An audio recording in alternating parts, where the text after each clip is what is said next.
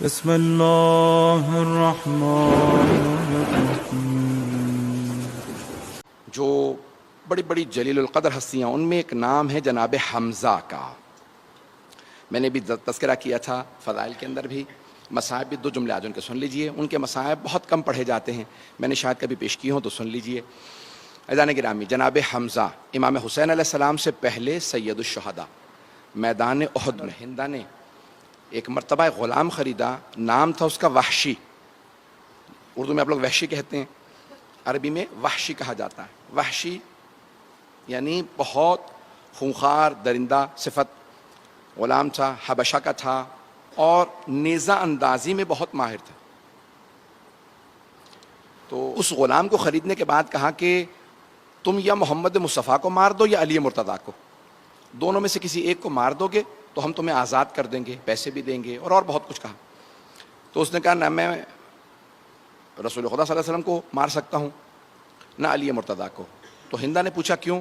کہا کیونکہ رسول خدا کے چاروں طرف اطراف میں لوگ بہت زیادہ ہوتے ہیں، چاروں طرف لوگ ہوتے ہیں اور علی کی نظر چاروں طرف ہوتی ہے، علی چاروں طرف دیکھ کے مقابلہ کرتے ہیں۔ کہا میں نہیں مار سکتا۔ کہا پھر میں اور کچھ نہیں سنوں گی، تم حمزہ کو مار دو۔ تو اس نے کہا ایک شرط پہ، میں حمزہ کو سامنے سے نہیں مار سکتا، میں چھپ کے وار کروں گا اور نیزہ ان کی پشت سے اتنی زور سے ماروں گا کہ سینے سے باہر نکل آئے۔ اس نے کہا ٹھیک ہے ہمیں منظور ہے، حمزہ کو مار دو۔ کہا وہ شیر کا شکار کرنے والے، میں سامنے سے وار نہیں کر سکتا۔ اس نے چھپنے کے بعد ایک مرتبہ جناب حمزہ کو میدان احد میں ایک ایسی برچھی ماری کہ پشت سے داخل ہوئی، سینے سے سامنے سے وہ نیزہ باہر نکل آیا۔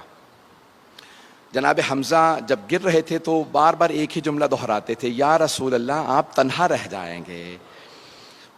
اپنے جن سے انسان محبت کرتا ہے نا، ان کی تنہائی کا انسان کو بڑا صدمہ ہوتا ہے۔ اب سمجھ میں آیا یہ جو میدان کربلا میں ہر امام حسین کے انصار میں سے شہید ہوتے ہوئے بس ایک ہی کہتے تھے، مولا ہمیں مرنے کا کوئی غم نہیں لیکن آپ کی تنہائی کا بڑا صدمہ ہے کہ اے حسین آپ بالکل تنہا رہ جائیں گے۔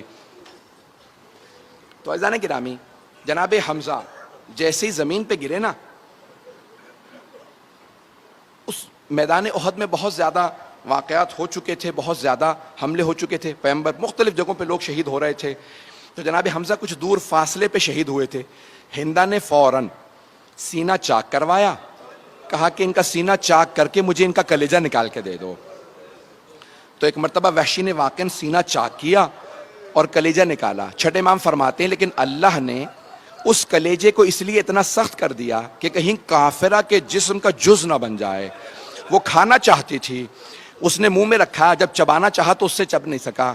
اسی لیے جب زیارت عاشورہ یا زیارات پڑھے نا تو چھٹے امام نے ہمیشہ جب بھی ہندا پہ لعنت کیے تو ایک ہی جملہ کہا، وَابْنَ آکِلَةُ الْأَكْبَاتِ، کلیجہ چبانے والی کے بیٹے۔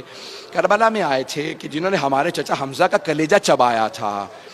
پیغمبر اسلام کو اس بات کا بڑا غم تھا۔ پھر اس نے ایک مرتبہ جب کلیجہ چبایا نا تو چبا نہیں اس سے، تو اس نے کہا کہ ان کا مسلح کر دو۔ مسلح اسلام میں حرام ہے۔ مسلح کیا ہوتا ہے؟ کہا کہ ان کی ناک کاٹو، ہونٹ کاٹو، کان کاٹو، ان کی آنکھیں کاٹو اور اس کے بعد سارے ہاتھوں کی انگلیاں کاٹو، پاؤں کی انگلیاں کاٹو، ان کے اعضاء نکال کے ایک ہار بنا کے مجھے دے دو۔ ہندا نے گلے میں پہنا، کہا میں مکے میں جا کے سب کو بتاؤں گی وہ جو شیر کا شکار کرنے والا حمزہ تھا نا، اس کے کلیجے کے ٹکڑے لے کے آئی ہوں۔ بس بھئی جب مسلح کر دیا، پیغمبر اسلام کو ابھی عجیب و غریب ایک کیفیت ہے، کسی بھی چچا سے اگر محبت ہو تو انسان کو تکلیف تو ہوتی ہے نا کہ ارے میرے چچا کا کیا عالم کیا۔ تو پیغمبر اسلام نے ایک صحابی سے کہا میرے چچا کی کیا خبر ہے، ذرا جاؤ جا کے دیکھ کے آؤ۔ وہ آئے، آ کے دیکھا کہ میں بری خبر پیغمبر کو نہیں دوں گا۔ پیغمبر نے کہا یا علی آپ خود جائیے۔ جب مولا پہنچے تو زار و قطار رونے لگے ہمارے چچا کو کس طرح سے مسلح کیا۔ اب پیغمبر خود اٹھے اور اٹھنے کے بعد اس جگہ پہ آئے جہاں جناب حمزہ تھے۔ اتنا روئے کہ پیغمبر زمین پہ غش کر کے گر گئے اور روتے جاتے تھے، کہتے جاتے تھے پروردگارا میرے چچا کا مسلح کر دیا، میرے چچا کا سینہ چاک کر دیا۔ میں ہاتھ جوڑ کے کہوں گا یا رسول اللہ آپ کے چچا کا مسلح ہوا، آپ سے برداشت نہیں ہوا۔ یا رسول اللہ ذرا کربلا میں آ کے دیکھیے، آپ کے نواسے حسین کے سینے پہ گھوڑے دوڑا دیے گئے۔